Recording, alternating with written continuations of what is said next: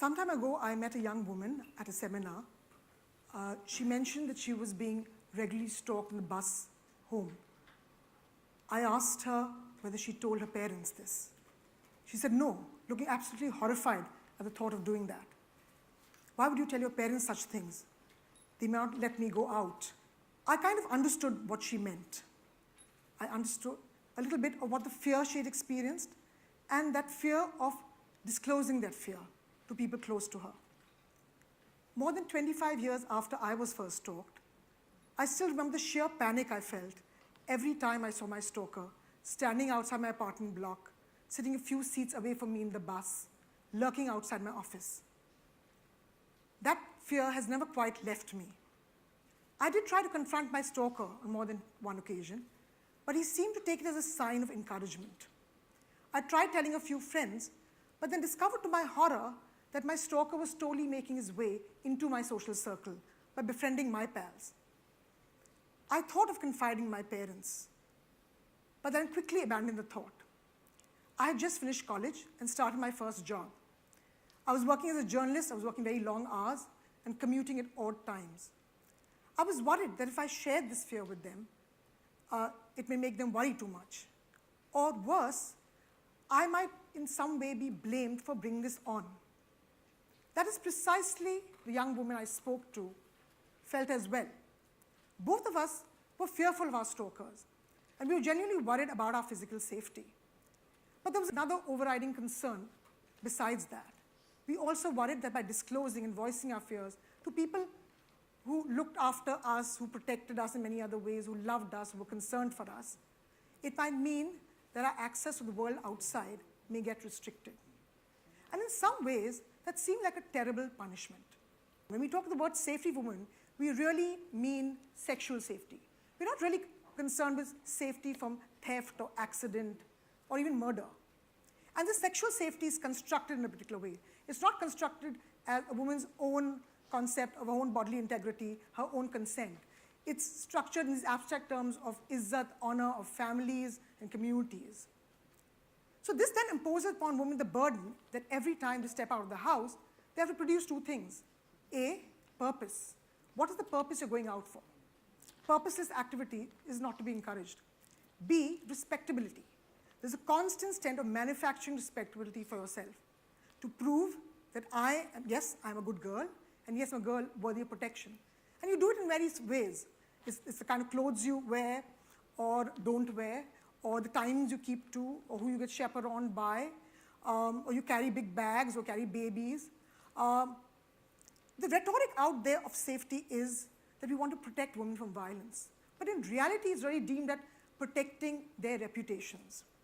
So a lot of middle-class women told us that if they were being dropped late at night home after a maybe late-night movie by a male friend, they made sure that he didn't drop them really just outside the house, maybe at a little distance, so nobody could view the male friend and talk.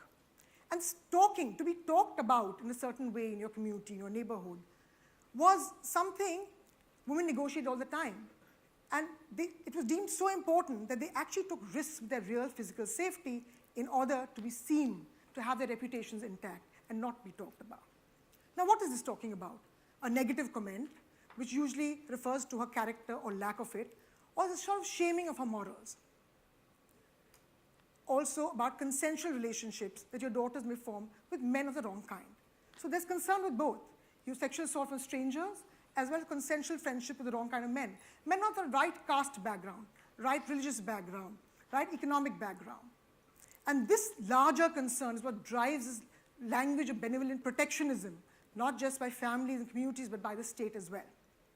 We see a lot of policing of couples in public space by the police. So you see a lot of young couples picked up and taken to the police station for questioning. And it is here the young girls which are sought to be shamed by threats of calling their parents, by threat we will inform your parents. So in 2015, 40 couples who had consensually checked into hotels in Marve and Aksa were picked up by the police under the guise of public indecency. And there was one girl who was interviewed, one of the girls picked up for that, a 19-year-old girl who spoke to a journalist and said that this incident had so traumatized her that she was contemplating suicide because since the incident, her parents hadn't talked to her. And she'd been stigmatized so much that stepping out of the house was now a hazard. Something quite worse happened in the Marine Drive rape case in 2005. A young college girl in the late afternoon with a male friend was on the open promenade of Marine Drive when a cop on duty took them in for questioning the local police chowki. He threw out the boy and he proceeded to rape the girl. And the weapon he held over her head was, "I will tell your parents that you were out with the boy." And the fear that threat elicited, he knew the moment she was fearful of that he had her. And we see countless examples of this playing out, where you fear the street out there and you attack her, but you also fear your families at the same time. So what does this mean? It means that often women have to make very complicated and tough choices as they negotiate both these worlds. And sometimes it means giving up a tuition class which you want to go to, and you need very desperately to clear your class 10. It means then dropping out of school or a college or access to a career or even to a hobby or a sport you want to play. And this is something which we have to stop. It's a picture we need to change drastically. And what I argue what we really need, what women need in order to be in public space is exactly what men have.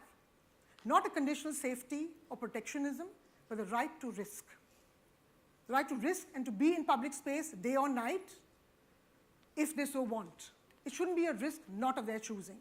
It shouldn't be a risk forced on them by negligent urban planning or lack of infrastructure, street lighting, lack of public transport, or public toilets. And at the same time, when they risk this, the possibility of facing violence is there. It is always there. But if they are in public space and they attack, it should never be asked, what were they doing there? Their right to be in public space should be unquestioned. We now question perpetrators of violence and ask them, what were you doing there? Even potential perpetrators of violence are given full rights to the city. We only take away the rights of the victims. Easy to say, you say. Easy to say and very tough to implement. I agree with you. I'm on the other side of the fence now. I'm parent of 2 daughters, and I have the unenviable job that every parent today has, to be paranoid.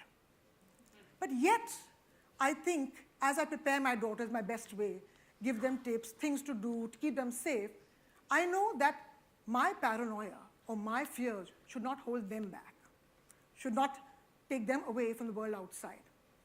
That they need to learn to negotiate it on their own terms, and I have to respect that. As my paranoia as a parent cannot make me tell them not to access the world outside. I think we all need our daughters to know, to have the assurance when they step out of the home, that when they need us, we will be there without fear of rebuke or without us taking away their freedoms. The freedoms for which we have fought very strongly and very hard. Freedom to study for girls, freedom to go to work, to sit in a park, to sit in a bus, to access a city, to make choices of your own.